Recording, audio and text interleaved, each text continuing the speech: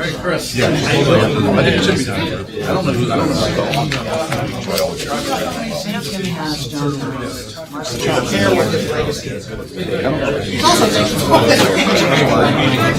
That's why I know Ashley Paul.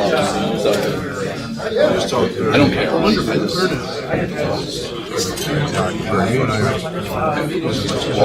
Send it out before you send it to everyone to check the comments. I'll definitely ask this meeting.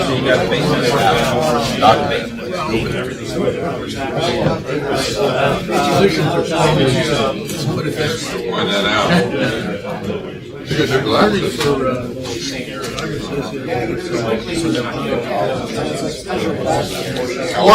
Morning. How you doing, Todd? Morning. Hey, Tom, what was the cargo volume versus last year?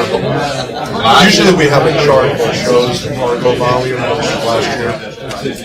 Off the top of my head, I have to let you know. I remember it was like 900,000. For the whole year, you mean? No, on a monthly basis. I remember we. Tom, what was cargo for the month? No, pounds. Good morning. Well, I'll check it right now. Okay. Are you ready? Hey, good morning. It's not in the traffic. Usually in the Also, and then he ended up. Members of the church. Ted, good morning. I got that spreadsheet, right? Darren forwarded. Yeah. She's an interesting person.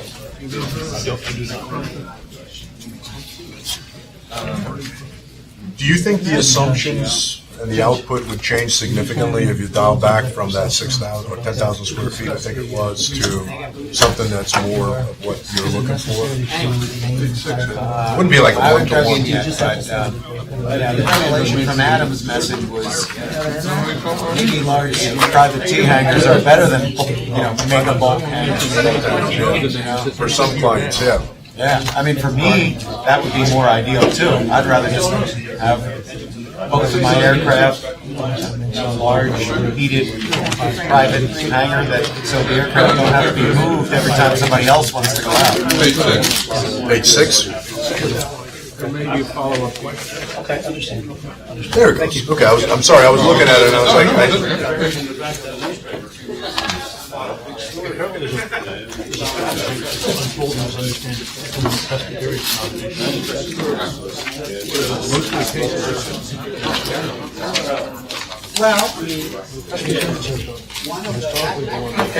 You had the meeting yesterday. I had a last minute come up. I couldn't make it.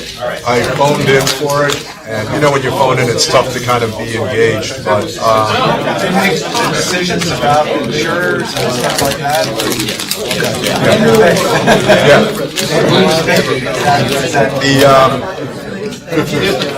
I'm just curious. Is the I want to say it wasn't the incumbent, I can tell you that. It was one of those two that they narrowed the list down to. Okay.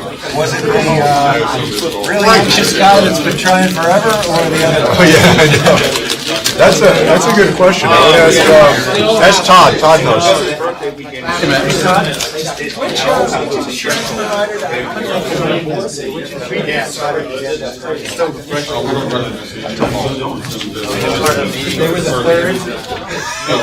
let's see. Strategic. The real anxious guy that's been trying to get in for years. Oh, they made it. That's a good way to describe it. He speaks behind what he had to say. That is true. That's That's it. You can take the rest of the year off, I guess. Great job. No, I think April's going to spend it.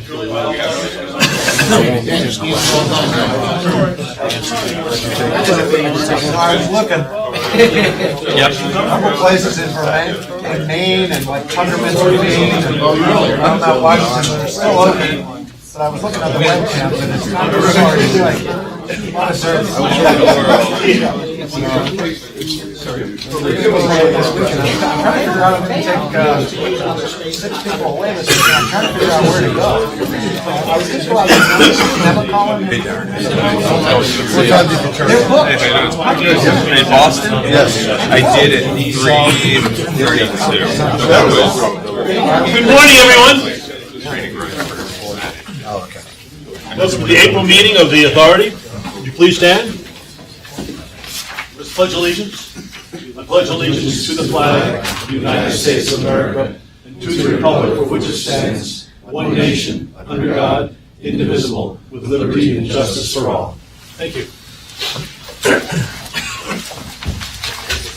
Sylvette, would you call the roll? Yes, sir. Ann Baum. John Cramsey. Brian Dames. Here. Chuck Diacont. Here. Mike Dowd. Here. Glenn Geisinger. John Hayes. Here. Larry Hemberger. Neil Coughlin. Here. Ed Lozano. Here. Jeff Matzkin. Ted Rosenberger. Here. Mike Schwer. Matt Turk. Here. Christopher Worley. Here. Very good. We have a quorum. Yes, sir. And again, good morning and welcome to the April meeting. Do we have any public comment?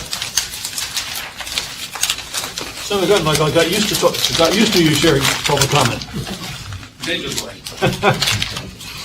And let's move on. The minutes of the March 28th meeting were distributed to both electronically and in print. Do we have any, may I have a motion to accept them? So moved. Second? Second.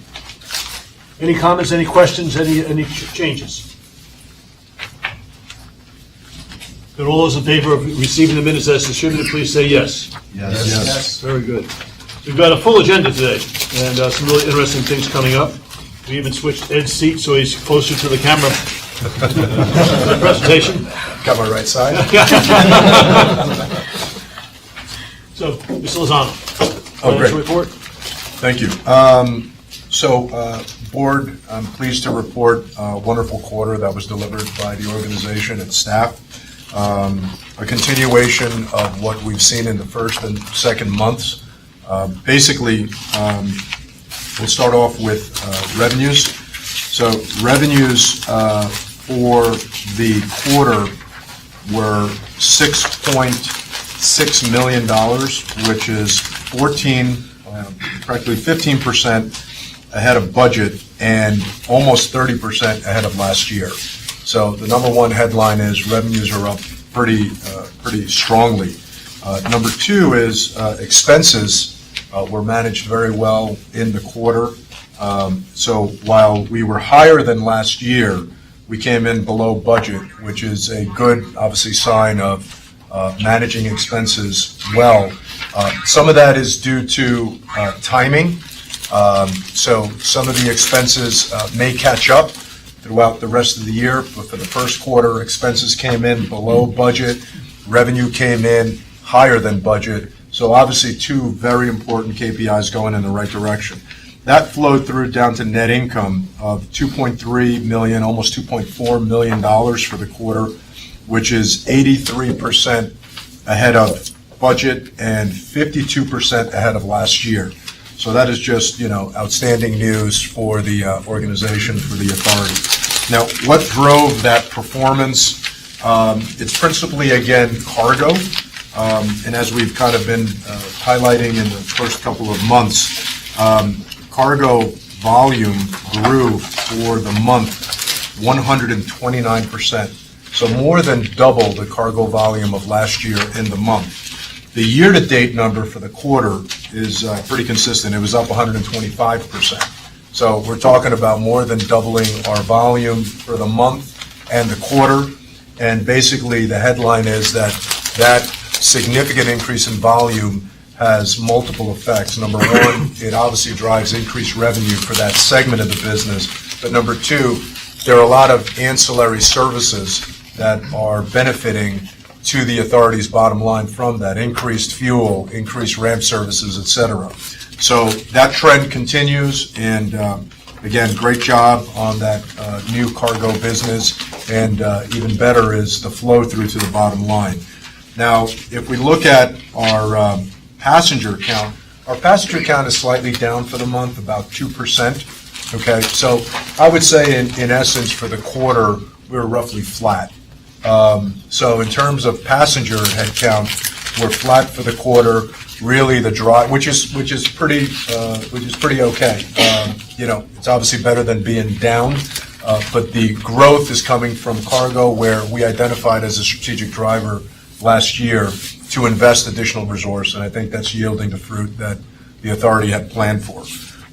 So that aside, I'm going to pass it off to Todd. Todd, I know you wanted to talk about just, some of the cash flow items at the end and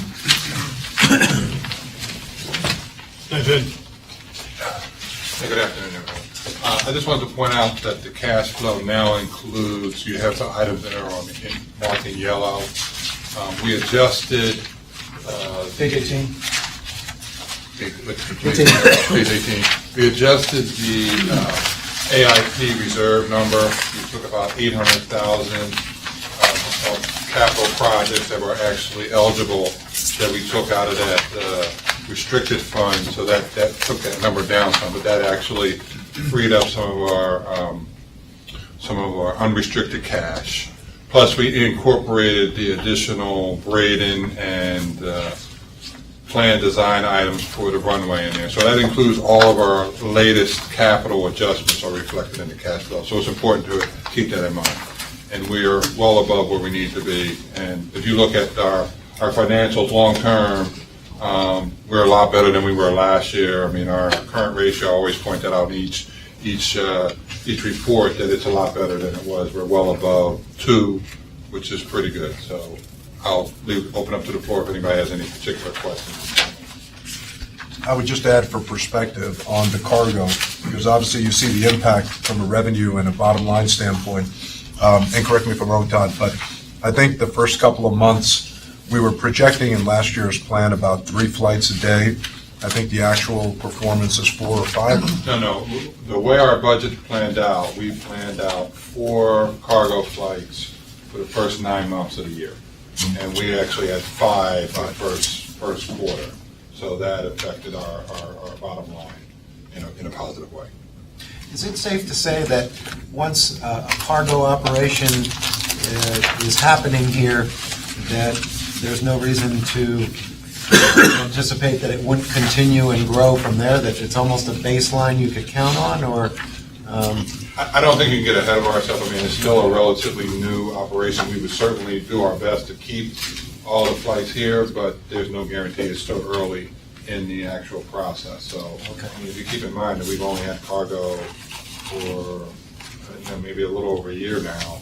So before we start counting all our chickens before our eggs, let's be thankful for what we have. There is also, just in terms of cargo, a little bit of seasonality that's been projected into the yearly results. So again, last year we're projecting 4, the first quarter delivered on average 5. There is maybe a little bit of seasonality in the sense of that may drop off a little bit in the next quarter potentially, just to season it out or smoothen it out. But there may be a second push in the third and fourth quarters of the year in preparation for the holiday season. Now, these are things that are just being projected out right now, but just the headline is, we planned for 4 in the first quarter. We actually had 5, which is obviously what's driving the top line performance and the bottom line. There may be a little bit of a seasonal shift over the course of the summer, and then there may be a ramp up, if all goes well, going into the fourth quarter. So that's what the staff is, currently working on and going to be planning for. But also keep in mind that some of our non-aeronautical revenues were also up. I mean, it's good to point out we brought in advertising, for example. We brought that in-house, and for the first year we were struggling to get that to a budgeted number, and this year we're already at what we projected for the budget, which is good stuff, and that's taken off for us.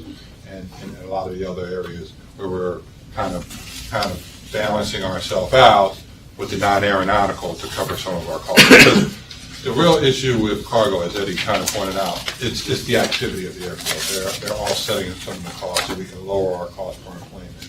And our cost per employment is down about $1 from 2016 versus our budget. So our actuals were about $1 lower, which hopefully will attract more passenger flights. Great. All right. Any questions? Quick, kind of an ancillary question. State budget continues to be an adventure, for lack of a better term. Is there anything going on in Harrisburg that might impact us in terms of? Yes, there's the issue of Act 52. That's the tax exemption on the repair and maintenance of aircraft. In the governor's budget, he has proposed that would be eliminated. So Aviation Council of Pennsylvania was there last week talking to legislators to encourage them not to permit that to happen. But the impact, of course, is on aircraft mechanics and avionics technicians and people who work on aircraft, because all the states around us have this benefit. So you fly 15 minutes east and the tax goes away? That's correct. Okay. It could be up to as much as 8%. Wow. Yes. Any other questions? We have a motion to accept the financial report as presented? A second? Second. All those in favor, please say yes. Yes. And thank you. As we move into the heart of the agenda. Chris? We had a great meeting last week. Thank you for everybody that came out and participated. We had some great discussion. Darren, you want to go through the passenger survey? Sure. Thanks, Chris. Thanks. Just a couple. We have an ongoing survey. We're surveying our passengers. We started last fall. We basically were engaging them by handing out cards as they leave the parking booths. Our passenger service folks hand out cards. Our volunteers, just to try and get responses back from them. And of course, we incentivize them. We're going to give some tickets away at the end of a year too, so it gives people reason to go on and log on and do the survey. So, just wanted to share some of those results with you for the first 2 quarters. So far, we've had 457 people submit surveys since October of 16. You can see, as we pretty much knew, our leisure to business travel stays pretty steady. We're definitely more leisure than business, but you can tell in the first quarter it goes up a little bit, I think, after all that holiday travel and things. So, distance from the airport, I always think this is kind of interesting when you see we've got a fair amount of people coming from more than 50 miles away to fly out of this airport. That's why Wilkes-Barre doesn't like us, because we get a lot of people from that area that come down here to fly. Airline you're traveling on, that again I think fairly predictable. Kind of follows what we see in our market share. American a little higher right now in the first quarter, but like I said, it sort of follows the same things we're seeing as we've seen. And then how was your experience? We go through different areas. I think all along we've had very little, fair or poor responses, which is great. We like to see that. So this basically addresses our airline tickets. So most of this would be employees of the airline. Some of them are our employees at Allegiant. So just again to get an idea how people are enjoying their time with the ticket counters.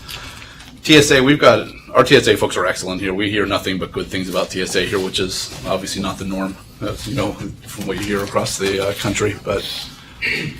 And concession areas, again, I'd like to see this maybe be a little bit better, but we're still not too bad, and this is something we'll share with our concessionaires so that they understand it as well. Cleanliness at the airport, I think we're pretty well there. No one's really complaining too much about the facility itself. And again, as anybody that travels through a lot of different airports knows, this one is pretty good compared to a lot, for sure. So, parking, another one. I think we get pretty good reports that nobody likes parking. So to see that we've got that many people saying that their experience was excellent, I think is, again, pretty good. And then overall experience, this one I think tells the story. Most people that use this airport tend to really like this airport. So, and then we always just ask them, just for our own sake, have you gone on the website? Which if they fill out the survey, they've gone on the website because they had to get there to do it. So it's amazing to me that half of them have not gone on our website. So I don't understand how that works exactly. But so that's all for that. I'd take any questions on that if anybody has any. But we'll continue to do this every quarter. And we can bring it back to the board every quarter so we can start to see if there's any trends or things changing at all, So what are we going to do with this then? Pretty much, I think it's for us internally, to benchmark if we see things that need to be addressed. As like I said, as we're going through those, if there are areas that come up, and there are more pieces to it. I didn't present everything that we do, and just in the interest of time. But I think if we start to see things that are where there are issues, that'll be for staff to take action to address those issues at that time. Like I said, I think at this point in time, there's not many that warrant a lot of attention because I think we're doing pretty well. So, but we'll continue to monitor. Valuable to us externally for people to understand that their experience here is excellent, and so it gives us one more thing to put in the marketing quiver. Yeah, absolutely. We certainly can use it for that as well, for sure.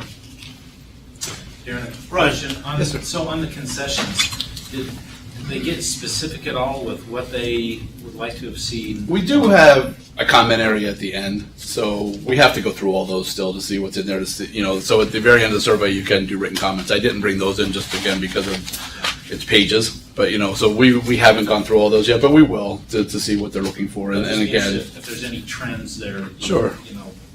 Maybe more variety or more, whatever. sure, and we'll look at that, and we can certainly share that with the board at a later meeting if we do identify some Because trends. all of them looked pretty good. That one was probably the one that was off the most. I would agree, absolutely, I would agree. Darren, question, that mix between business and regular passenger travel, leisure traveler, is it consistent with the rest of the U.S.? Are we higher business or lower business than the average standard? I would say we're lower business. I think it's probably consistent with regional airports like ours, but I would say, if you can compare all airports, we're definitely a higher leisure mix than we are the business travel, which again, I think it's to be expected when you look at our air service, where we're going, and schedules, so. And on the radius question, I thought it was actually pretty interesting that customers are coming in from even 50, 60 miles away. Is there a certain part of the Lehigh Valley that they're coming from? With, Philly and Newark being relatively close, you would assume that most of them are going that direction. Typically, when we look at our catchment area, so when we're looking at air service and we look at our catchment area, normal catchment area is just sort of a circle. Our catchment area is kind of a circle with sort of that triangle cut out of it, which is exactly right. We don't get a lot of people coming from south and east of here. We get some, but once you get south of, Upper Bucks, some of those areas, you're not coming here. You're not driving here typically. I mean, you'll get some, but the outliers. But most people then are going towards Philly, and you get, I would say, east of, say, Clinton or those areas. Again, you're going to go to Newark more often than you're going to come here. 60 miles to the north of us. Absolutely. Easy shot. Yeah, we pull a lot from that. We pull a lot from west because there's really not a lot of good options west, until you get closer to Harrisburg. Even as far, we'll see people coming in from like the Hazleton area and some of those that come into here. So yeah, it definitely is skewed more towards, that we get them from the north and the west as opposed to south and the east. Is that kind of taken into consideration in our marketing strategy when we're Absolutely. looking to? Okay, great. Yeah, I mean, we hit those areas harder. We do hit a little bit but I think sometimes you have to realize that you don't fight the battles that you can't win, so we don't really, it doesn't make a lot of sense for us to market in Philly. As much as I'd love to pull travelers out of that, it's next thing to impossible for us, so. Great, thank you. Sure. Darren, how do you approach the people to take the survey? So whether online or come through the door? Or? Typically, it's on-site. It's a lot of on-site activation. Basically, we have little business cards that have the survey information on them. We're handing them out to people in there. They're going out with every parking receipt, so everybody that goes to the parking lot gets one. Our volunteers hand them out. Our passenger service folks hand them out. And if we're out in the terminal doing some other sort of event, we typically hand them out then. And we've even gone out there with iPads and kind of handed the iPads right to people to try and get them to take them right away. So, How long does it take start to finish to fill it out? 5 minutes probably. Depending on if you leave some long comments, I guess it can take longer. But it's most of it's just sort of multiple choice questions. It doesn't take long. I like the iPad idea, just troll through the terminal. Yeah, we've done that from time to time. Yeah. Not when it's snowing. Yeah. Well, that's what we do. A nice sunny day when there's no lines at security, we make sure we go out there and get lots of good surveys so we can make sure that the results are good. All right, Chris, thank you. And next, Just terminal advertising update. Go right into that. Yeah, we have just a couple slides on that as well, and I won't take up a lot of time. It was a good segue. Todd was talking about our advertising program, so just a refresher for those of you that weren't here and maybe from the were, just when we brought this in-house, the goal was to sort of enhance the customer experience, enrich our partnerships in the Valley, and then obviously generate more non-aeronautical revenue. And I think we're doing that. We didn't want this to just be a program of a whole bunch of signs all through the airport. We wanted some other amenities and things to go with it. So it's a little bit on revenues and things. You can see 2016 where we budgeted revenue expense. We budgeted $97,000 net, and we actually were at 118 we finished the year with. So I think we were pretty happy with where we finished there. And you can see what we were getting before that from Clear Channel. So we were well above where they were in 15 as well. We're trending higher in 17 right now. It's obviously early, but with the advertising we brought in, it looks to be trending a little bit higher. So again, I think we're still a lot of work to do, but we're happy with the direction it's heading. Just some of the clients that we've brought in and some that we're working on. I mean, again, we want to make sure that those companies that are sort of those Lehigh Valley, pillars of the Valley are in here. So we're, getting some of these like Lehigh Valley Health, Easton Hospital, the Zoo, the Morning Call, the Phantoms. It's great to have all these new advertisers in here, the ones that we weren't seeing before. And then a lot of proposals sitting out there right now. It's a constant, we certainly lost some as well, but we're bringing in more new than we're losing for sure. So you can see we've got 25% increase in advertisers over where we were in 2015. So pretty happy with that. And just some of the things we've been able to do, like I said, as far as enhancing the customer experience, you can see the two pictures on the right. The top was our charging station before this, and then we brought RCN in to kind of rehab that, redid the floor in there, put new chairs in, and they put all their advertising in. I think it just looks so much nicer. It's a little more inviting for folks than it used to be. On the bottom left corner, Easton Hospital partnered with us to do hydration stations. So you can't take water through the checkpoint, but you can take empty water bottles through the checkpoint. So we actually have a dump station right before the checkpoint, so you can empty your bottle and then you refill it on the other side. So it gives people, because most people don't even think of the fact, I don't have to throw the bottle away, I can just refill it on the other side. So that was all. Easton Hospital has sponsored that. So it's just, again, it's advertising, but it's not just a sign, it's advertising with a little bit of an amenity going with it. So that's all I had on that. Again, if I can answer any questions if anybody has any on it. But right now, like I said, pretty happy with it, and we're going to Do continue. we have a goal for the coming year? Or? We have a budgeted goal. I don't know what we budgeted. I think our goal has always been to, I think it's,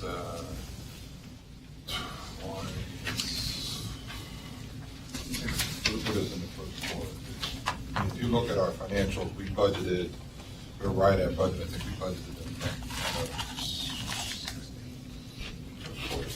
Maybe. Yeah, I don't know it off the top of my head, Mike. But We'll get an we answer for you. All right. Yeah, we certainly have a goal for sure. Any other questions? Chris, thank you very much. Then let's move forward. We're really looking at two ideas, and first the approval of the strategic plan. The strategic plan is at your place, so you can follow along on the screen. Typically, a strategic planning document is used to communicate the organization's goals, actions, and timeframes. So the board and the staff have worked very hard to come up with a baseline that will give us the ability to set priorities, to focus energy and resources, and to align the staff and other stakeholders with the strategic direction of the board. So the first item, and I'll go through this quickly, on page 2, item 10, we had a day-long strategic planning workshop at the Olympus North America headquarters back on February 24th. We appreciate everyone's attendance at that event. But prior to that, there was a survey that was distributed, and information from that survey was used to guide us through the day. And that information is included on pages 4 and 5. What would a strategic plan be without a SWOT analysis? So on page 7, you see our strengths, weaknesses, opportunities, and threats. And that was used as we prepared the final document. On page 10, you have our vision statement and mission statement. And these really summarize our goals and objectives. And at our last board meeting, the board approved the vision and mission statement. Today, we're coming back to you and asking you to approve the entire document, inclusive of the values, the core competencies, and the strategic focus areas. One of the biggest discussion points were the goals. So we will go through each of them individually. And we are at the point now where we are at the action point. When we talk about short-term goals, we're talking about 24 months. When we talk about long-term goals, we're talking about 5 years. The first one, we've been talking about this, and you will see that a lot of our actions follow along in these areas. Develop air cargo facilities. So one of the things that we would like to do, our conversation resulted in, is, hey, the geography here is wonderful. Given the boom in e-commerce in Lehigh Valley, that's really where we should be focused. So there's actions both in the short as well as the long term to accomplish that. Goal 2 is on page 12. As Todd mentioned earlier, generate additional non-aeronautical revenue. Given the airline consolidation and pulling out seats that they've accomplished across the country, particularly at small regional airports, that's something that we need to do, we need to be focused on. And one of our opportunities that we can seize is the asset of real property, surplus real property here at the airport. 3 at the bottom of the page, the third goal, rejuvenate general aviation facilities and services. An example of that is the partnership that we've established with Northampton County for projects at Braden Air Park. Another example is the conversation we're having about Queen City and the public-private partnership to build hangars. So we want to do more of that. On the next page, page 13, item number 4, provide timely and cost-effective delivery of capital improvements. We have a boatload of deferred maintenance projects, and so the goal here is to do them efficiently, to do them safely, and to get them done under budget. The last item is demonstrating industry leadership in managing the airport system. And this is where we bring to bear innovation and relationships both in the community as well as nationally to accomplish the things that we need to do. And finally, on the last 2 pages, 14 and 15, our performance measures. These are items that we want to measure our progress over time, either monthly, quarterly, and/or annually. So, for example, if you look at air service, we have identified an office of primary responsibility, and that's business development, so that we will measure our accomplishment in terms of increasing total passengers or increasing cargo, so that we can have the conversation. If there's attention that we need to pay or actions that we need to take in our interim, we can do that to redirect so that we can, of course, be successful at moving the strategic plan available. The Executive Committee considered and approved the plan last week and has directed us to bring it before you, the board. We are ready and willing to answer any questions that you have, and we certainly encourage its adoption.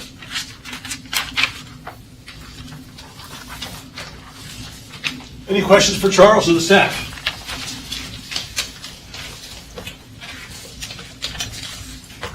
Any comments?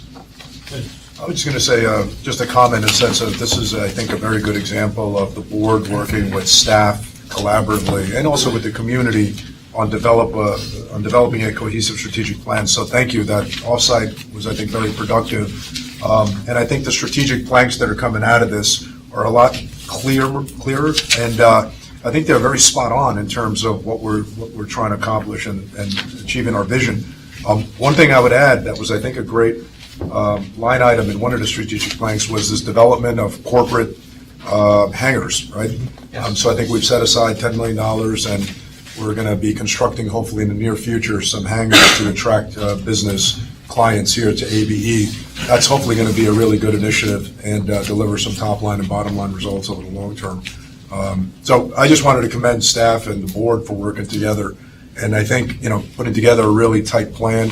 And the most exciting part is, I think, the vision of being a leading regional airport in the country, if not North America. I'm not sure. I think it was U.S. or North America. North America. So that's exciting. That's something that I think you can get the whole organization rallied around. And once you have an exciting vision like that, and you have some good strategic plans behind them, I think that's almost half the battle, to be quite honest. So I think we're on our way. Good job. Thank you. Neil? I just want to echo Eddie's comments. I think, teamwork really gets a lot of this done, from the board to management and everybody in the community, and working together to get this done. And this is a lot of preparation to get this far. And the exciting part is about to begin now, and that's the execution. Too many times strategic plans fall by the wayside, and we only bring it out every once in a while. So I look forward to seeing the steps being executed and getting the results back to the board and working from there. Because a strategic plan, I think, is a living document that everybody can keep focused on, especially the mission and vision of the organization. So I echo the positive comments that Eddie shared. Thanks, Neil. John? I'll third the motion from Eddie and from Neil. And also, as a relatively new board member, going through this process, being part of the group that did this at Olympus, gave me a good grounding in terms of the airport, its operations, staff, et cetera. So, good process. Thank you. I think one of the things we discussed at the executive committee meeting is as this moves forward and begin moving to the execution stage, we have to reevaluate our own structure in some sense, our committee structure, how we use members of the authority more efficiently, how we can be more, I think, cognizant of your time and more conservative, perhaps conserve your time more effectively. But we need to rifle shot our activities, and part of that will be some repositioning. Right. All right. We have a motion to adopt the strategic plan as shared by Charles. Second. We have a motion and a second. Any further discussion? All those in favor, please say yes. Yes. Yes. Excellent. Thank you very much. That took less time than it did the executive committee, Charles. One of the things we've asked to do, because the General Aviation Advisory Committee has become very active, and there are always items that are percolating through that agenda. So I've asked Eddie to give us a snapshot of the kinds of issues that have come up. Yes, thank you, Chairman. And I have to say, the last meeting was very well attended. We're starting to get into a groove in terms of the meetings on a monthly basis. Great combination of board members and GA community involvement. And what's good about that meeting as well in that committee is it's a little bit of a working group meeting. It's, trading ideas, raising issues, raising opportunities. And I'll give you a small example, but I'll tell you that, I think this is a success. There was a fence at Queen City that wasn't functioning well. And, at the meeting, it was raised and staff was right on it. And before you know it, that fence was working properly. And it's obviously an important entryway into the airport. So something that was just highlighted, brought to staff's attention, and addressed very quickly. And so thank you, staff, for getting something as small as that done. But I think on the bigger side is one of the things, and I think I'm dovetailing what Charles said, is, very quickly from the GA community and some board members, the opportunity for more hangar space at Queen City was identified. And it's something that maybe in the past we couldn't do financially, or we didn't have the resource to really mine it. But with this committee, we now have volunteers who are going to be helping develop a business case in conjunction with staff. And hopefully the outcome will be, hey, there's an opportunity here. We got a group of, engaged individuals who have experience, who will work with staff, coach staff, get support from staff, and get this done. And have some resources to help. Yeah, exactly. So I think that's another plus. Another thing we discussed, and again, dovetailing on what Charles said, is, this group is re-engaging in general aviation, and one of the areas is to revitalize Braden. Queen City obviously has some issues and opportunities, but it's kind of going along fairly well. LVIA as well, and obviously we've identified the corporate hangar opportunity there. But Braden has kind of, because of its situation, has kind of been on the sidelines a little bit, especially due to CapEx. Well, with the work of staff and the county and the GA community, we were able to, secure some support from the county. And now we're in the process of finalizing some CapEx plans to start reinvesting in Braden. So taking it from an airport that was kind of declining and being maybe fallen by the wayside to now getting some injection of capital, upgrading the infrastructure, and importantly, getting new business. So it's not about just improving the infrastructure. It's about, at the same time, using that CapEx and infrastructure to get new business. And so we already have potentially a service provider who wants to move in. Coupled with that, probably some aircraft will come back to Braden if all is done well. So these are exciting times for general aviation. It's great to see the county, the board, the committee, staff, and GA, the community, working together to get these things progressed. So again, collaborative effort. It is definitely a roll up your sleeves working committee, and I think we're starting to make some really good progress on some of the lower hanging fruit. And you might hear some big news coming as well in the form of maybe potentially good investment in Queen City for hangar space that's sorely needed.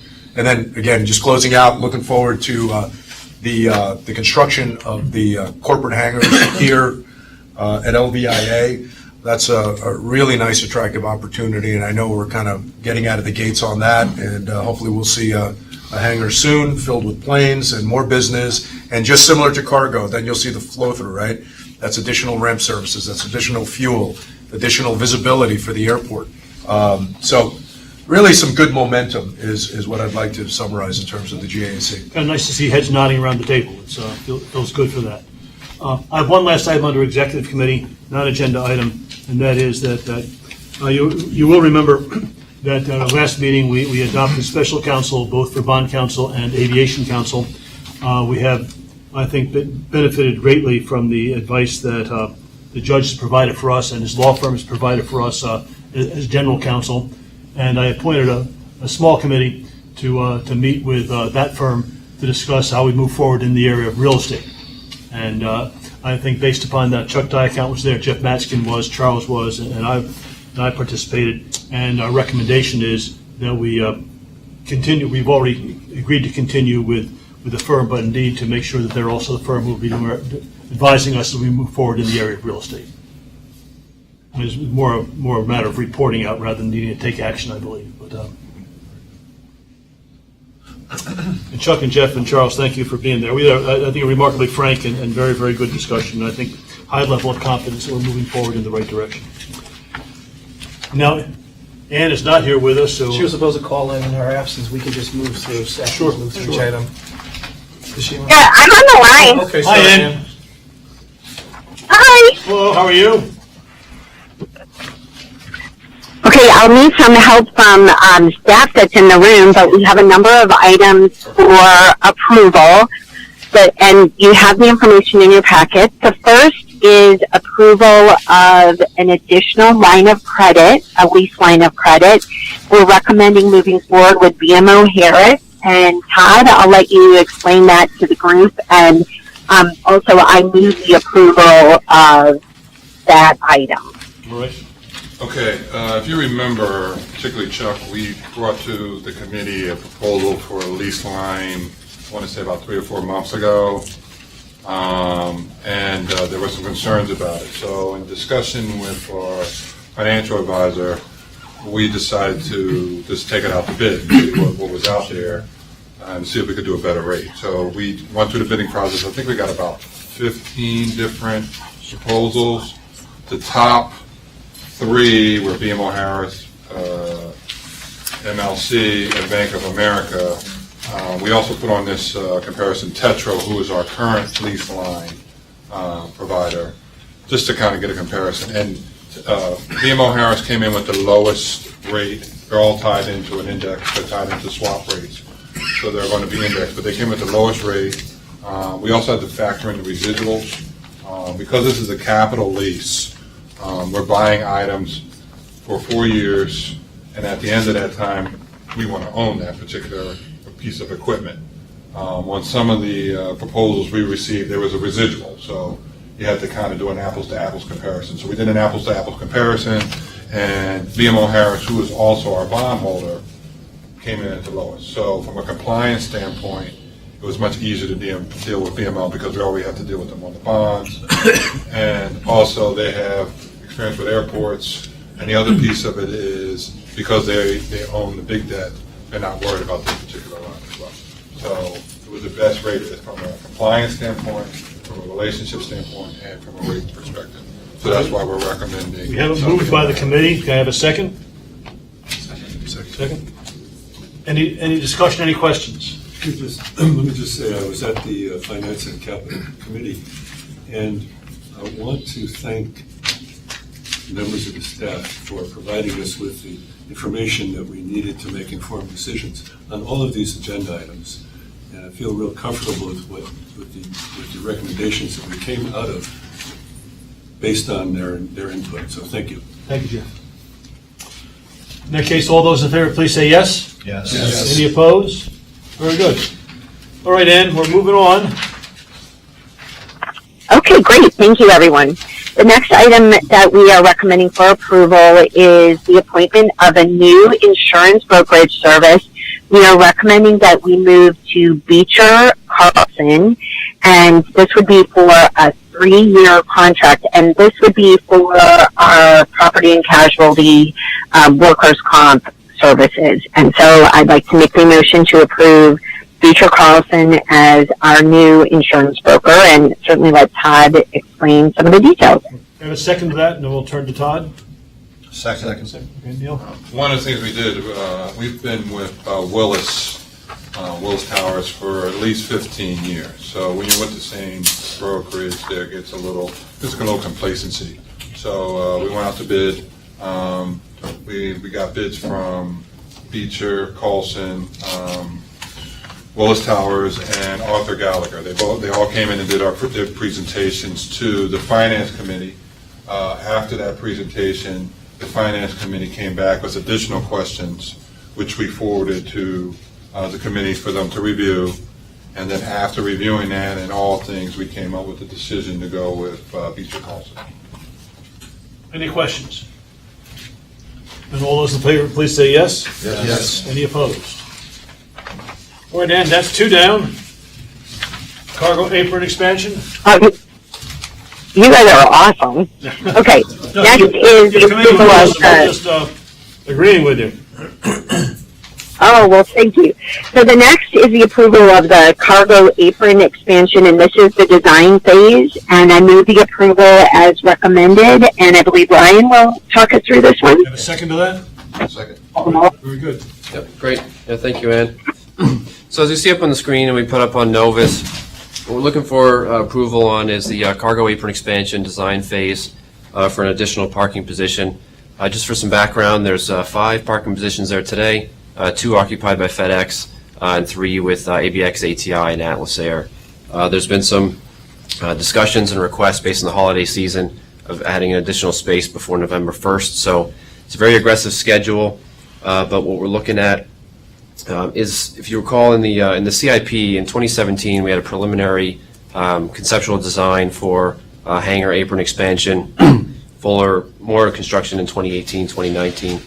We're just looking to push that forward based on the strategic objectives that we just talked about, the strategic plan, and really push that forward. So going to be using, the cost of it is $451,500 for the design, which goes through just some concept alternatives, refines the cost of what we're looking at for constructing it, as well as using, because of the eligibility, it's actually using some of our restricted AIP funding accounts because of the AIP eligibility of the project. So we're actually looking to use our on-call consultant CNS with AECOM. They're a technical engineering firm that did the actual design of the air cargo ramp when it was first constructed. So they have a lot of knowledge of the area and the site, which can help us get to this project quickly as been requested. So Todd tells us the money's available, right? yes, that's right. So we're looking for approval. All right. So I just have a question. $450,000 for a design. That's, it sounds like a lot of money to design anything. And this is a ramp, essentially. It's pavement. It's a concrete apron for a 767, so it's about 12 to 18 inches thick, concrete. Yeah, but that's not the construction, that's the designing. Right. Yeah, so it's a design. I mean, in terms of what's required, because we're meeting the FAA standards, there's a higher specification, just in terms of that limit. Were there multiple bids for this, or? No, it's a quote that we received from our general consultant that we have. Taking a look at it, it's in line with what we've seen or what we figure for the specification that's required. It's part of it. I think it's government work, Ted, unfortunately. It's just a lot of money for a design. Right. Yeah, but as part of that too, they put together the plans and specifications that then go out to bid. So it's a lot of that documentation that they have to pull together in order to get the the contractors to bid on it as well. It's part of it. John. We've talked about adding up to 5 additional parking positions, if I remember correctly. Does this design work impact or benefit the other spaces as well, or is this only for this one position? And if it is there a way to structure this so that we can essentially get a little bit ahead of ourselves in terms of the design work for the other positions so that we lessen that impact on this spot? Yeah, and that's what we'll be looking at as before they progress for the full design is there's a different alternative of, is it just this one position, or depending on how they lay out with the site, you can add on to additional in the future. So we're not constraining ourselves. Then the extension question is, should we look at more than one additional position at this point? At this point, due to the site limitations and their requested November 1st deadline, it's really, in order to meet that deadline, really the one position is what we're looking at now. Through the analysis, we've mentioned to the firm about doing potential additional expansion in the future, but right now we're just looking at. We surely want to keep those additional 3 or 4 slots, I think, in their mind. Right. So that nothing they do now would obviate doing that in the future. Correct. What is LNAA's contribution to the $451,000? Well, do we pay a percentage of that, and the rest is a grant? Well, from we the FAA, we pay it through the AIP restricted account, the funding measure. So it's our money? It's our money, but it's We're allowed from to use it for that? Is that the? For the AFP, yeah. That's the money that we received from, we received the money when we just sold the land. So some of that was restricted for AIP use only. So our thought is to try to use those funds first because they were restricted. So we can use that for this particular project. I mean, I personally feel very uncomfortable about saying, yeah, $450,000 to design a ramp, and there haven't been any other bids. You know, so to me, on the surface, I'm not uncomfortable with that. Every several years, we will go out and we will solicit proposals from qualified engineering firms to do work here. And we do that so that we can bring on a firm quickly so that we can meet deadlines like this. So the firms that we are proposing to do the work, one of them satisfied that requirement back in 2015, so they are still under contract for us. And the other one did the original design of the air cargo ramp so that we can finish this as expeditiously as possible to meet the user's request. When we solicited those bids, in fact, we did have several respondents. Yes, we did. We had 20 respondents, and you participated. Yeah, I remember in the going selection. to that final review. How many years was that for, Charlie? That was in 2014, and they have a 5-year agreement. 5-year agreement. And we're about to go out again because there's so much work to be done. We need additional consultants. It's just a lot of money, so it just, it sounds like person years of work. I mean, what is this going to be, 30 people working on this for months? I mean, I just don't see if it's design work. It's people working on CAD drawings and some survey. I just don't know where that. To work it backwards, Ted, right? What's the expected cost of the capital project? And then you work back into a percentage, right, for design and engineering to see if it's within, what are you expecting this to cost at the end of the day? Well, and that's what they're looking at now in terms of what it's going to cost. Typically, design can be anywhere between 5 and 10% of the construction cost. Right. This might be a bit higher because they're expediting it. They're expediting the design. Basically, looking at the schedule, they're designing, putting documents together between like 30 and 40 days, which is pretty quick just to get through the approvals. The other thing is permitting that we have to get through. That's included in the fee as well. So it is a large number of what we're getting in terms of the quality of what the documents are putting together. So when you get bids, they're not a lot of back and forth questions. They're doing the survey to get the research. There is, if you're familiar with the area, there is substantial grade change, so there could be potential retaining walls we have to design and some other things that we just want to evaluate as best as possible before moving forward. If you elected not to proceed with the design work, what would the alternative be for ABX, ATI, et cetera? Do you lose their business forever? Potentially. We never know. Won't get the growth that we're expecting, and I think the thought of them looking at other facilities is certainly a possibility. Ryan, I share Ted's view at the outset that 451,000 seems high. I don't have a lot of experience here, so I don't want to stall anything. But the flip side is there's a few board members that feel like, hey, what's behind those numbers? Is there anything we can do to quantify that a little bit more? Obviously, what I'm hearing is there's a little bit of a premium. I don't know what premium, because we're trying to expedite something. So if it's a 5% premium to an average, CAD design, et cetera, then maybe we can understand that and say, okay, well, we have to, hit the go button because, we have a November deadline. But if it winds up being, let's just say, theoretically, I'm just making this up, a 50% premium, we may want to kind of look at it and say, the trade-off for an accelerated, design is double the cost. Maybe that's something that. We reviewed the cost estimates. That's not the case. Okay. I mean, the committee reviewed all this, Yes, right? the committee went through all of this. Yesterday? Yes. Right. And the detail in the scope that's attached at the end, it shows the hours. Everything's identified, their manpower hours, costs, and all of the pieces of it. My sense was the committee went through all the details, so.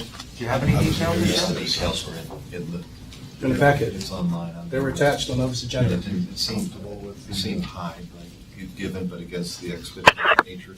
I'm talking, the information was in the committee packet yesterday. And, my first reaction yesterday was, whoa, 450. But, there's the complexities that you're dealing with some of the requirements and having to get through approval zoning wise. It's felt like to me the upper end of what typically is reasonable, but was not totally out of line. These are FAA standards that we have to comply with. A public type of standard. And there's going to be a lot more projects like this. Yeah, I think every time we do this, we really swallow hard.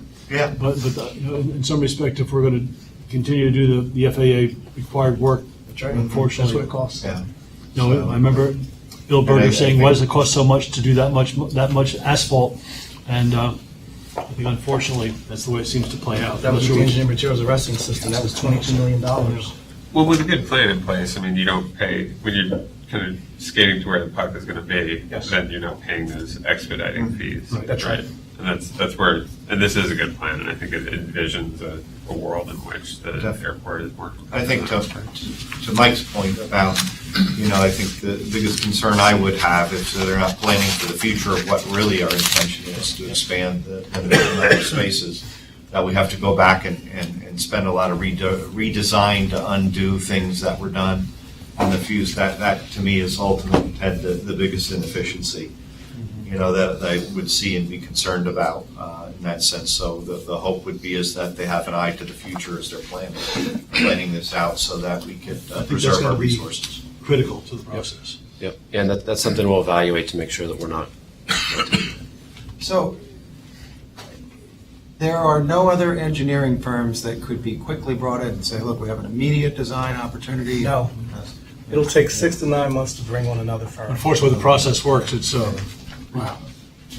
Bring on another firm in general, or To just bring on to another bid on engineering one? firm Or and they go have through an the process. exclusive, they have an exclusive? No, with us? there's 2 firms we have now. We're going to bring on 2 additional ones later on in the year. So in order to go through this process, there's a solicitation process, there's a response, there's the presentations, and then where it gets complicated is accepting our agreement.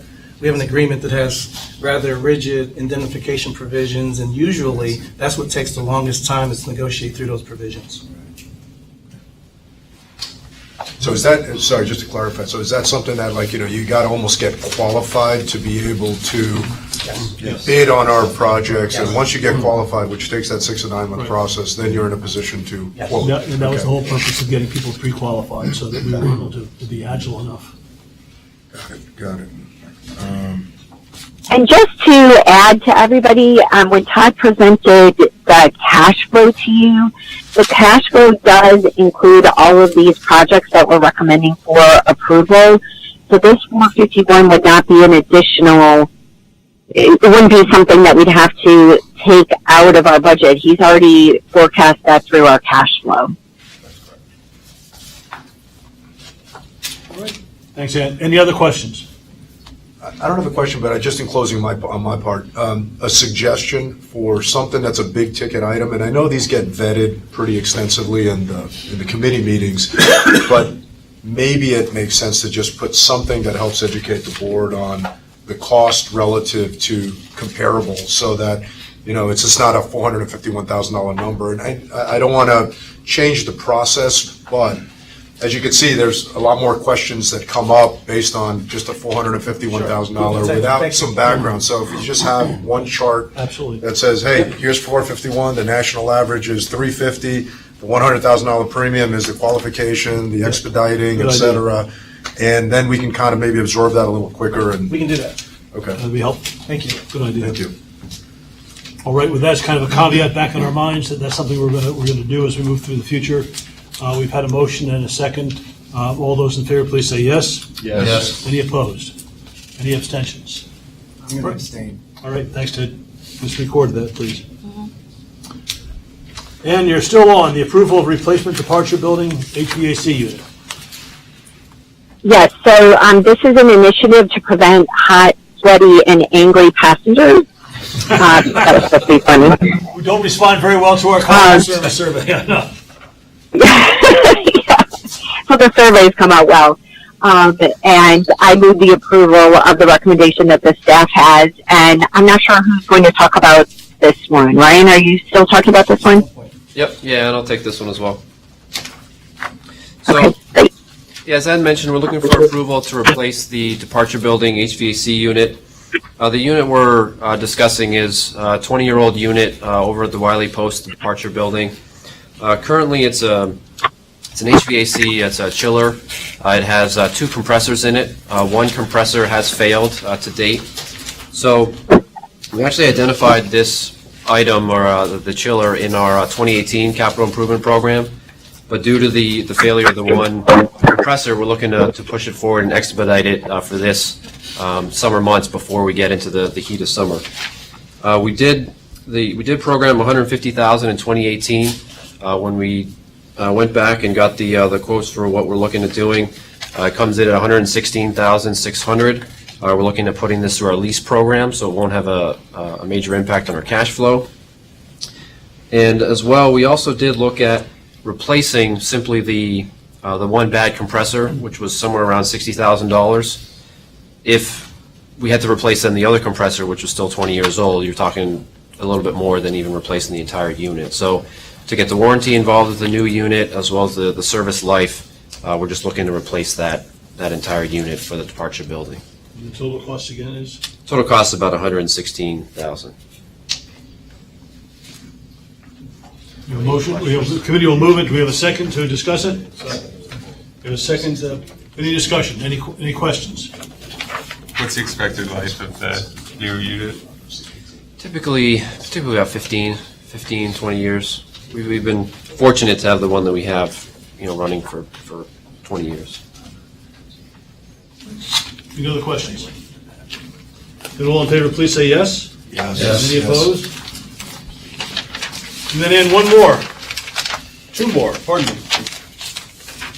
Well, the last one isn't for approval, but this one is the replacement of, I believe, a 1958 fire alarm system, and the staff is recommending approval of this, as is the committee. So I move the approval of their recommendation, and again, I'll let Ryan take that. And we decided that the technology had probably improved somewhat since 1958. Yes. Can and string. So Brian, go ahead. Great. Yes, thank you, Ed. Second the motion. First of all. Second, Neil, thank you. So we received a bid from Wind Gap Electric to replace the existing fire alarm system in Hangar 7. It's been our capital program for the last year and a half or so. The system that we're looking to replace, it's a two-phase project. The phase that we're looking to get approval on today is to replace the fire alarm system as well as the heat detection in the hangar itself. The second phase, which we're programming for next year, is to have the foam fire suppression system, which is required as code for today's hangars. The cost of the bid and the ad alternate was $241,296, which actually was around $11,000 less than the engineer's estimate in terms of when they put everything together, which is always ideal. And again, the project was a 1E in terms of emergency, just based on the system being beyond its useful life. Some reliability issues that we've had with the water fire suppression to date. So we're looking for approval for Wind Gap Electric for the contract to do that. They've done work with us in the past. They've done work, or they're doing work with the multimodal and switchgear currently, and are qualified to do the work that we've identified. Again, any questions? Ryan, when we look at a project like this, or even the air conditioning unit, is there any type of ongoing service that's given to these things over the life of the agreement? There is. I don't know, Tom, if you can speak better to the maintenance Sure, piece we of it. do have a vendor, H&H Systems, that provides service on all of our fire protection equipment and systems. So alarms and valves, piping, all of that is inspected on an annual basis and serviced or maintained on an annual basis. Probably pays dividends in the long haul because you're aware of anything that may be going on. Correct. There were multiple bids on this one. This was, there were eight firms that came to the pre-bid meeting. There was actually only one that bid. The big thing that they mentioned was there was an abatement piece in there because there's lead-based paint in the hangar, asbestos tile in one of the rooms, so we just need to abate that. As well as some of the contractors that came to the meeting were teaming with Wind Gap. So because of that, even though Wind Gap is the prime, there's multiple contractors involved with that. Any other questions? Do we sometimes find ourselves, or often find ourselves in a situation where there's only one real qualified respondent? At times, it's limited. Since we've gone, what we do now with our projects is they're all online procurement via pen bid. EMAS project was one just based on the value of the contract, but a lot of others we typically try and get anywhere but between 2 and 5. It really depends on the project. Or as long as we're comfortable with the number, it's comparable to the engineer's estimate. For multimodal, I think we got 5 or 6 bids, just as a reference. Any other questions? Brian? So phase 2, you said, is the foam. Do you have an estimate on what that is going to be? Not at this point. The engineer is going to be this phase was required in order to complete that. So once that system's in place, we'll have a better idea of what that cost is. We had can't think of the top of my head, we have a number programmed in there, but I can't recall what it was. But it'll be refined as we go through that design. And all those in favor, please say yes. Yes. Any opposed? All right, and last item on the agenda, capital projects update. Yes, so I'm going to tee this up and then I'll unfortunately need to hang up, but this is an update on the capital plan. The staff wanted to make sure that we kept a nice connection to what we've already approved and what's in motion and the status of various projects that are out there. So I will tee it back to Ryan and have a great rest of the meeting. Thanks, Talk to y'all soon. Thank you, Ed. So you'll see up on the screen, just pass me the mouse a bit, it'd be easier. Just the mouse, yeah. Thank you.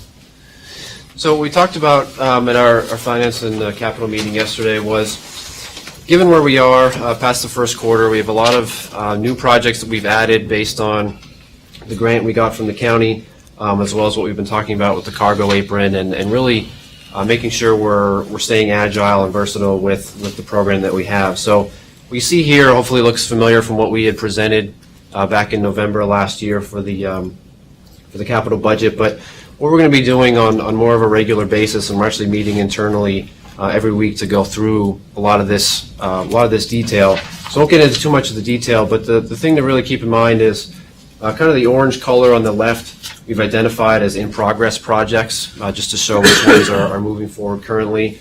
What we're looking at as we go through is what the total cost of the project is, our share of it, taking out the grants and or CFCs, PFCs that come from it, total spent to date and the share remaining, and then the different codes and so forth. The other piece is the blue is actually accelerated, so based on either business critical decisions or funding that's become available, such as the Northampton County grant, for example, projects get accelerated and expedited in the project. Identify what line they're on. So on line 14 through 17, you'll see on the left are the additional ones that were added for Braden, demolishing the two hangars, the barn, the house, some fencing and gates, and we still are evaluating the roof repairs to see what additional items, like we had talked about, can be done in the bulk hangars per meeting we've had recently. The red that we go through in some areas is for the deferred projects based on either funding or workload levels. We're going through and it's kind of a living document that we're continually updating. As you may recall, line 162 there, we had a 10% contingency in this year's capital budget. I believe that was a recommendation from Eddie when we had met previously. So the accelerated projects are taken out of that with making sure that we're staying on top of that contingency number that we have. The one thing that we wanted to go through, and I think this kind of goes to your recommendation, Eddie, a little bit, is as we go forward of adding the numbers to some of these, is we wanted to add some information on how we get from start to finish with some of the projects. Again, we all talk about cash flow and how important it is, and the projects are really fiscally constrained until they're put on the cash flow, making sure we're accounting for upcoming pay requests or larger invoices depending on the phase of the project. The other thing to note, and I mentioned it with the Hangar 7, is a lot of these projects are multi-phased, whether it's a multi-phase design or a multi-phase construction that we identify to make sure that we're continually moving forward. But really just briefly, and again, this is in Novus, we can go over it more in upcoming meetings and so forth, but it really just walks you through the process with, because of the state NRFA standards that we have and some of the additional resources, we got to go through this process for a lot of the major projects. So you go through the planning and programming, which is the feasibility. We've talked about alternatives analysis, budget cost estimates, rolling it then into the capital program to then begin to implement. Design, you have different design milestones. You got survey. You have the permitting, the bidding process that we have to go through as a municipal authority.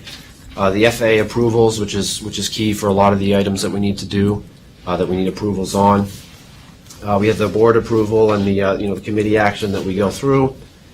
Construction, during construction, there's contract documents, There's the schedules that you have to finalize, coordination meetings, any potential change orders or monitoring the progress that happens throughout the construction.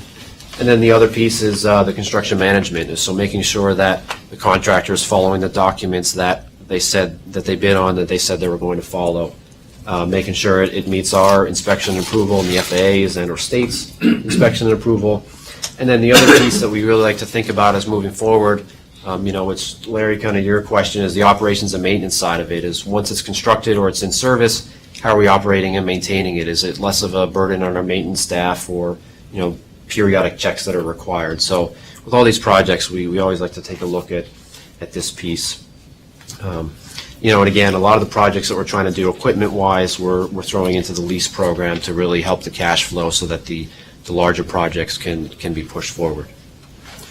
And then the other piece, just briefly, I'll just kind of show what we went over, and we'll go through as we go, is in terms of the larger projects that we currently have in progress, we have a schedule that just goes through the projects that we have going from the FAA side with our master plan, whatever that's underway, the 624 rehab design that we're currently going through the survey, the Queen City obstruction study, stormwater management study, the Braden projects we've talked about as we're working through continuing some analysis and keeping those moving.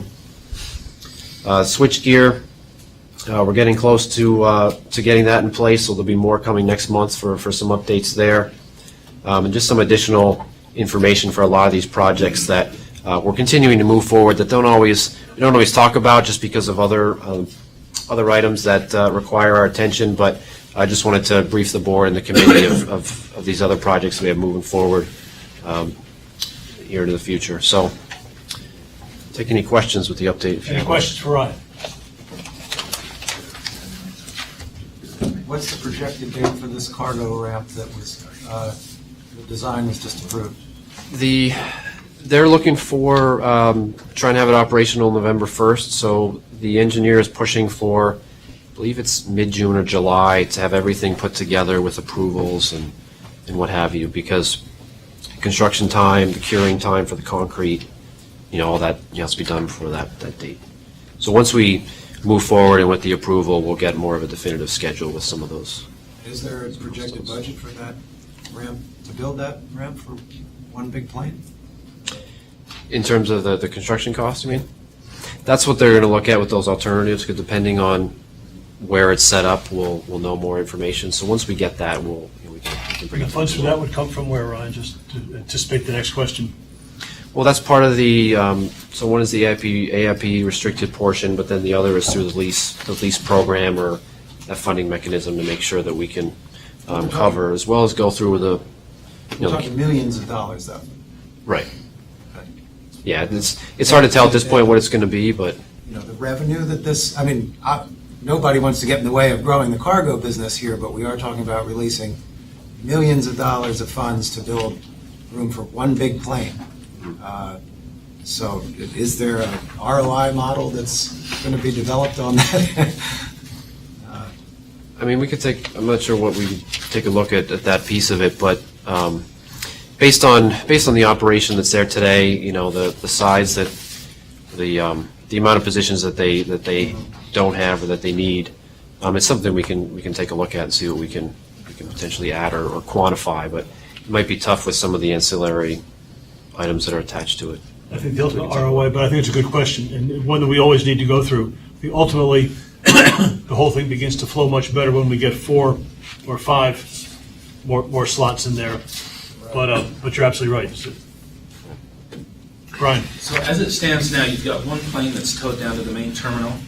Is that right during the day? Is it just one? That's a spare, yes. Okay. That's a spare. And so,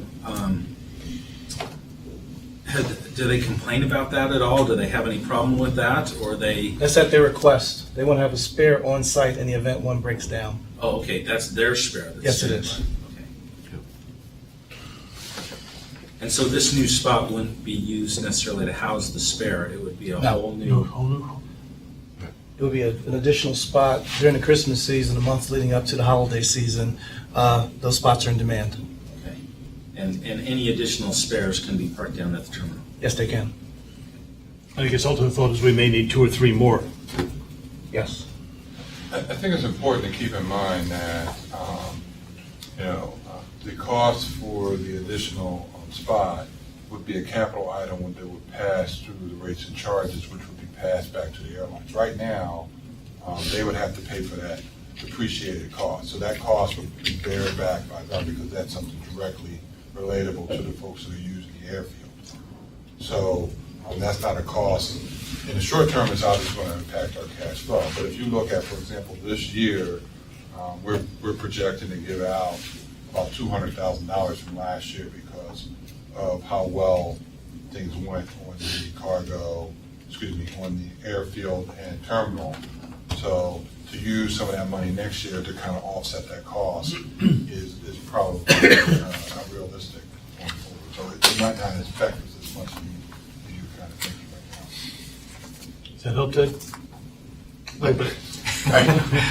I hear what you're doing, right? You're constructing the model here. You have a design cost without a guesstimate of the build cost, 4 or 5 million, and then you back into what's the revenue it generates and how long of a term of the lease does the operator pay on the capital improvement, right? All that. If this was a small business, in my opinion, yeah, we're under a really tight deadline and there's a lot of pressure, but a small business would find a way to not spend $450,000 just to design a ramp, Well, that's kind of unfair. I mean, really, when you're looking at it, we just approved a strategic plan that said we were going to get into the air cargo business. If we don't do this, then we don't have much of a shot at getting into the air cargo business. Yeah, it's just hard to understand that it costs that much to design something. And the revenues, when you look at the revenues related to cargo, they are, when you look at our financial statements, they're significant. And again, This is going one back spot, to- though. This is not going to fundamentally change cargo, one spot. Yes, it is. On a 24-hour basis, there's several aircraft that will use that one spot. And so that's landing fees, fuel costs, all of that. And if you look at how well, and I should stand up, I apologize. If you look at how well the airfield is running for the first quarter, a lot of that revenue would have to be returned because it's a shared proposition. Yeah, I Those think that's a designed really to be excellent break even. So they're going to pay for that, and then they're going to see the benefits of that cost. I think what we're hearing is a different question that we one of the things we talked about doing is begin looking at the various income streams to the airport and looking at those and explaining those so that all the authority members are conversant. So I think it would be helpful for us because I probably also ought to begin laying out a definition sheet of all the acronyms we use and so on and where those funds come from. But we haven't done that for a while. I think it might be beneficial to be sure that we're all really conversant with where's the money come from, where's the money go, what's the payback on things. Because I think if we had to pass a test, we might be hard pressed to do that. Yeah, and I think, just to comment, Charles started responding to it in the sense of, I know you have some estimates, some, how many planes are going to be on that apron, what potential revenue, what we might realize, what the flow-through is. But I think what we're probably suggesting is, let's quantify that a little bit, even if it's a swag, but just so that we can wrap our heads around it, and then just understand, okay, is this, X revenue, X capital cost, X potential income, and X potential flow through back, just so that we can understand it and just have something of okay, now I kind of get it. Yeah, of course, those numbers may fluctuate, but I would tell you that in most companies, you do have an ROI sheet for almost every capital project. Now, granted, you're not going to use that sheet for a $20,000 kind of capital investment, but I think to Ted's point, which is very valid, $450 is just the design cost. If the ultimate cost of this is going to be in the millions, and it will be, right? Assuming 10%, let's just say, you're talking about at least a $5 million potential expenditure. Usually you don't go into a $5 million expenditure without having, here's 10 years worth of revenue to offset that. Here's what our contribution is going to be. Here's what everybody else is going to contribute to, et cetera. Just a very draft model of that. The staff is going to, hopefully has done that, so I think we should put, I think it's an important thing for us to get. Yeah. So I mean, Charles, I know you know it, and it's already kind of coming together. But I think in the future, just maybe let's present that in a little bit more detail at the business and planning meeting before we present it at the board level. because I know, and then, through your years of history, you've gone through this model, but it is kind of a little bit shocking when you see 450 for a design. And so I share Ted. I mean, I think that's a great point to raise.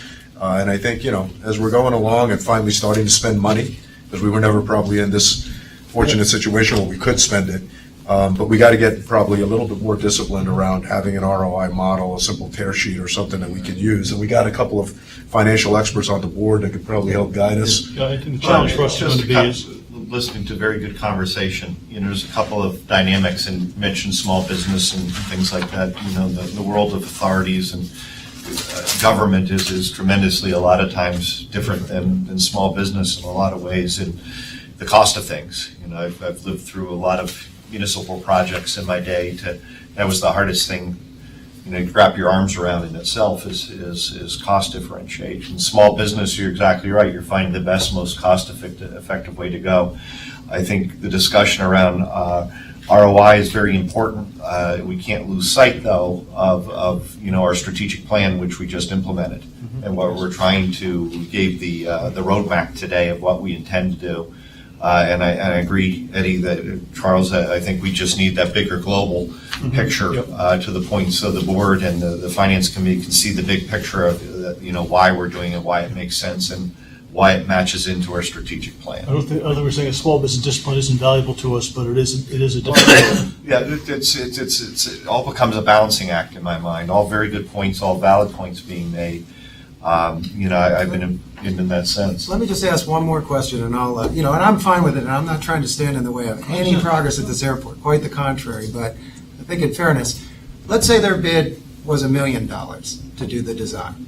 Or let's say it was $1.5 million to do the design. Now, we all agree we want to move forward. At what point is it that, well, now wait a minute here, we just, it's too much. We got, we've got to make the numbers right. I just don't understand, is that $500,000, $450,000, is that broken down in a way that makes sense based on the amount of work they have to do for the time they have to do it? And, and at what point would, their quote be too much that we'd have to go back and renegotiate or go to plan B or?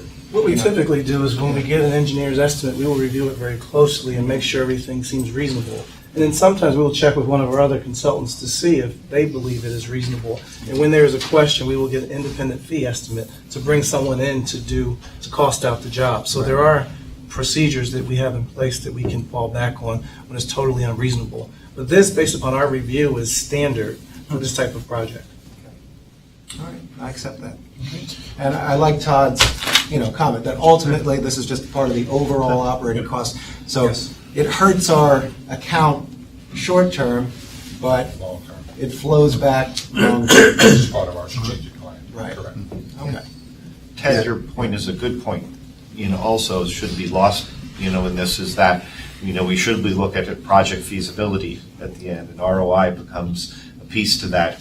How much is too much on any project? Because there's a point, the cost blows up so much that it becomes infeasible. Right. And that's where the discipline, to the point of what Eddie's commenting about, it makes a lot of sense, is building the discipline in place and matching it with the type of organization that we are. I was going to say thank you, ladies and gentlemen, but actually just thank you, gentlemen, since Ann has left us, I believe. But any other questions? I didn't have a question, but I just to close out on this point, which is, I think this might accelerate, and Mike, you mentioned it, and I know I've been mentioning it as well, in terms of, remember we talked about operating segments. I mean, we're in growth mode now, and we're now in big dollar capital investment mode. And, understanding, even not to the nth degree, but understanding the gross margin, let's just say, of the operating segment would be helpful, because we're going into uncharted territories right now with cargo in a big way. Obviously, we know what one plane may do, but 5-6 planes per day, $5 to $10 million capital investment in an area where we're still kind of learning as we go in some regards. I think it would, again, suggest that not only do we do an ROI analysis on certain large capital investments, but I think taking our operating segments whether it's parking, advertising, passenger traffic, cargo traffic, GA, and just having a very top line, okay, this delivers this gross margin, this potential EBITDA. This segment delivers it this way. Here's the flow through from a segment and how it cascades into some of the other ancillary products and services. This one is just plain gravy. Like, for example, advertising, right? We know the gross margins are high. We know there's limited CapEx investment. It's a very attractive business model and segment. Obviously, it's limited in terms of what it delivers to the overall business, but that one is probably clear to quantify. We can work on that for you. So I just would suggest we accelerate that and just have some kind of summary at the next Finance Committee meeting. The one benefit we've had from discussion, I think frankly, is that the staff and the board, I think, are working better together perhaps than we have in the past, which is a real plus. I think in the same vein, and I said this at our executive committee, I think the staff is running about as fast as they can. And sometime, at some point, I think we need to look at providing some additional support. Yeah. In professional personnel and so on. I've asked Charles to begin looking at that. Okay. I presume the stuff that we just discussed on Braden is going to be then formalized and sent to Glenn Geisinger to forward to county council, I would presume, right? It's already in a grant agreement, so that's going to get that grant agreement, make it available to you. If there's something over and above that we need to do, we're certainly willing to do it. I just think we need to formulate. I think he's looking for a letter, so I think we'll just. Yeah, and I think that just one last analysis on, some of the projects that were set in from last year, which most people agree with, I think combined with what are some of the things we may want to accelerate from a new business and revitalization standpoint. Just finding a blend, And that's the conversation that Ryan started to have. We can continue that conversation in Finance and Capital Committee. Yeah. I just want to be sure that Glenn gets that so that he knows we're moving forward and keep. I know county government as well, and we need to be sure that we Yeah, keep hopefully them. what Charles said is in the document that was already sent to the county. That's exactly what's in there, so we will send that to you so that you can see it. Okay, excellent. All right. I just had a comment. I don't know if this would give you any comfort or not, but having sat on the other side where all these documents are prepared, I have to tell you, staff is, before it ever gets to this table to be voted upon, staff has worked it up, down, sideways. These guys spend this money like it's theirs, and so it's. I agree with you. $450,000 seems like a lot of money for a design, but I can assure you there's good reason for it. So on to some good news, Neil. My inaugural meeting in the pension committee. Twice a year we get together to review the performance of the pension for the union and non-union employees of our authority. The pleasure of chairing this Thursday of it. I'm going to ask Todd to fill a lot of the details in. We review the financial performance of the investments that we've made. We review the annuity and the position of the annuity and how funded we are in that sense. And we also review ongoing the variables that are in a lot of ways being plugged into the annuity.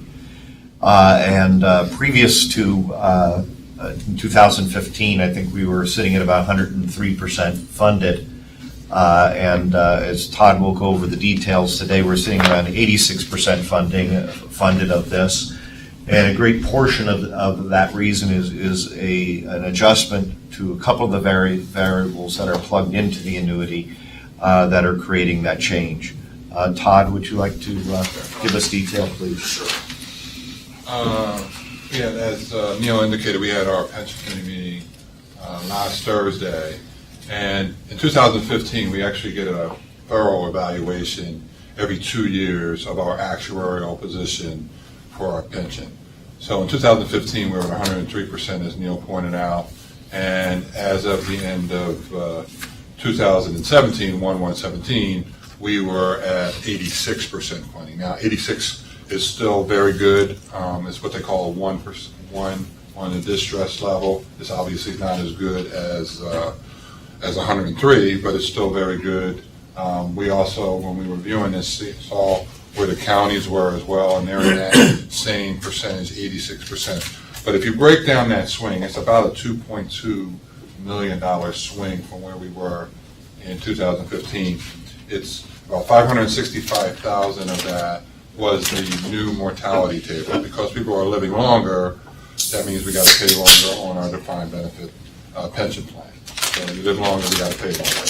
And then there's about 1,040,000 change from going from an 8% assumed return to a 7.5% return. That's a more conservative approach. So what happens is, because we're actually giving a defined benefit, that assumption is key. So if we earn less than that, then obviously we start to go down on our funding. If we go more than that, it's obviously better than that. So for us, we went from an 8%, which was fairly aggressive, down to a 7.5%. And again, the counties are also at that 7.5% level. So we thought we were pretty comfortable with that. And then the last piece of that was because in 2015, we had a minus 0.4% return. So we assumed 8%. So anytime you don't earn the 8, you're playing catch up. And then in 2016, we earned 7.1%. So again, we're playing catch up for that. Now, a big part of that mortality also, keep in mind when we make our contributions, we make them in October each year based on a static number. Because we've been growing, we're kind of chasing a number that's growing. So one of our recommendations is to kind of increase that contribution to kind of keep up with the fact that folks, we're actually growing as far as payroll and as far as employees. Look back period is how long? When you say look back Well, period? it's based upon 3 or 4 years of performance, isn't it? It's, the pension itself is based on the last 5 years. So a lot of that. John? Yeah, I've got one comment and one question. From my perspective, 7.5 is still aggressive on the actuarial assumption. I'd rather see that closer to 7. Gets it more in line with historical reality. I think we've got a couple of years over the last 2 where we've been substantially under it. And then I think it's something we need to take a look at. And then question, have we considered moving to a defined contribution plan for new hires? Yes, we have. We were in the process of reviewing all that now. Okay. Your suggestions are good. One of the things that we did, we had discussions with our actuary, our investment advisor, and also even our auditor as going from the 8 down to 7.5. So everybody's comfortable with the 7.5 because that's a long-term projection. So long-term, that 7.5 is not unreasonable. But again, you can go down to 7, but we took a pretty big hit going from 8 down to 7. Yeah, it's not an immaterial hit. I agree with you. I still, personal opinion though, I still think 7.5 is high, but understand where you're coming from. Then the defined contribution shift, to me, should be a fairly easy one to enact, and then you stop accruing that big potential liability on the Well, defined the issue is we benefit have side. collective bargaining agreement, so it's not that easy to enact, so we have to be strategic about how we do it. Okay. Yeah, we did it. I sit on the Upper Milford Township Pension Board, and we did that in Upper Milford Township, and it works. It's a feasible approach. Yeah. But it's going to take us a little bit to get it done. Okay. But it's on the radar. Yes, it is. And again, we're trying to monitor those costs because obviously, as with any business, the biggest costs are employee costs. And we want to make sure that those costs are sustainable long term. Neil, thank you. As far as the plan administration costs, I didn't really want to bring that up at the committee meeting, but one question I had is, when was the last time our investment advisor and the underlying, not sure what it's called, brokerage that handles the investments, there are fees that we're paying. When was the last time that was actually revisited? One of the things that was really paramount for us that became really important, I think in 2015, we had both Wells Fargo for our investment advisor and for our fiduciary. So we were ahead of the curve by splitting those responsibilities. So we actually won with Oakmont Investment Firm, and they take a flat fee, not a percentage of assets. Okay. I think it's, I want to say $26,000 for a year, which is very good. And that was one of the ways the return improved immediately because of the reduction in the fees. When Dean chaired that committee, he and I agreed that we would begin taking it away from a single entity and bidding it out. It was an interesting process. Right, and one of the things that was determined when we brought in Oakmont is that some of the fees that are being charged by Wells Fargo were kind of were unnecessary. So, just some of the trading fees and that pushing towards their stuff. Who's surprised? So that was one of the things that's beneficial. But from a fiduciary standpoint, Wells Fargo is doing a very good job and they have a good relationship with our investment advisor. And And all the information that was in the paper about Wells Fargo, we don't have that problem because they're not our investment advisor at this point. Any other questions? Yeah, could you remind, what was the performance of the fund then over the last couple of years? Because I know that there was obviously the adjustment, actuarial adjustment, that was kind of an accounting change that all of a sudden took us from 103 down because of the mortality rate. But then you mentioned that there was an underperformance in the fund. Right, in 2015, it was a negative 0.4. 2015. Because the last evaluation we had was a 1/115. This is as of 1/117. It was And 7.1 last year. 16, it was 7.1%. 7.1, so it was still under our target at the time of 8. So 7.1 and negative 0.4. Do you know why, was there an explanation as to why the fund underperformed? Because, I mean, not having the numbers in front of me, but the market in general, I don't think underperformed those periods. I mean, we've been on an extraordinarily accelerated run. So did they give you any insight? I into that? mean, one of the reasons that you got to keep in mind, and that was one of the reasons we switched investment advisors is, and we did that toward the end of 2015, was that was a Wells Fargo performance. Okay. So that was one of the reasons we switched. And again, that's net a fee, so you got to keep that in mind as well. So they're charging its fees. Okay, so that was Wells Fargo's performance in the first half of 2015, why we switched, but we dug a digger hole, or they dug a digger hole for us by underperforming our 8% target. Correct. Okay. So, and that's a big piece of it. You know, tracing that 8%, you know, we don't earn the 8. We're just kind of, you know, distorting our reality by thinking that we put an 8 out there. If it's not realistic, going back to some of the earlier responses, then we're going to pay for it in the back end anyway. All right, again, thank you. Don't think we need to do anything with that other than receive it, right?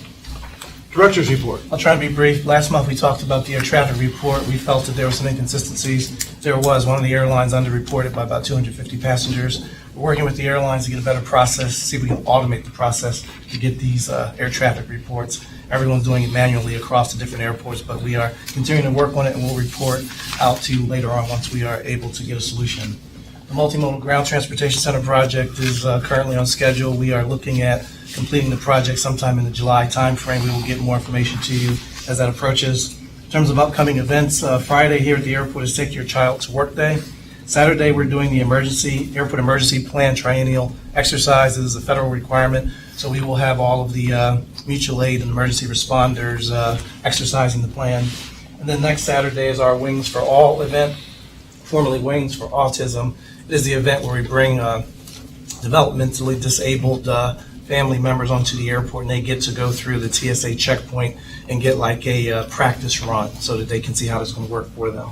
So we are happy to do that for the third straight year. In terms of event follow-ups, I did mention the meeting we had in Harrisburg on the 19th to discuss Real ID and Act 52. There is a letter in your packet from the airlines, the 11 airlines that appeared there that they sent to the legislature to talk about the impact. If the legislature does not repeal the anti-participation bill, the impact it would have on the airlines in this state. The master plan workshop we had last week, we had 156 people come out on the 20th of April. We're very excited about that. That was a very good number, and it's good in terms of getting feedback, taking their comments, having conversations about the master plan process. And lastly, there's also the revised LNAA fact sheet at your location that has the new vision and mission statement on it and other important information about airport operations. If there's any questions, I'd be glad to answer them. All right. Thank you, Charles. Thank you, sir. Your Honor, statement of financial interest forms are due Monday, May 1. So if you haven't gotten yours in yet, please get them to Sylvette by Monday at the latest. If there are any questions, if anyone needs assistance in answering any of the questions, I'm available. Please call me. I have We have a request for an executive session. I request an executive session to discuss pending litigation filed in the federal court recently. We have a motion for an executive session? Motion second. All in favor, please say yes. Yes. Very good. Thank you. Excuse me, Sylvan. Sorry, did I give you my financial